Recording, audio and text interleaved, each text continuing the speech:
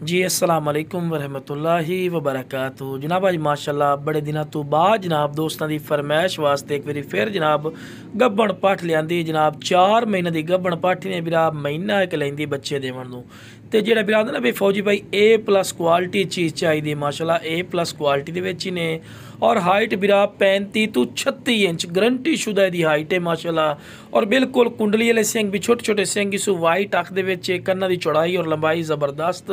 और मेन गल है गर्दन की लंबाई माशाल्लाह बहुत प्यारी गर्दन की लंबाई सो खूबसूरत चीज़ ही ने। और बिल्कुल बरीक पशम, बिल्कुल बरीक पशम ये वेखो जी। तुहानू पता मौसम तो निकल नहीं रहा, लेकिन जिमें दोंदे बनाइए वीडियो जिस तरह बनाइए मैं क्या भाई ने शौक चेक करवाइए।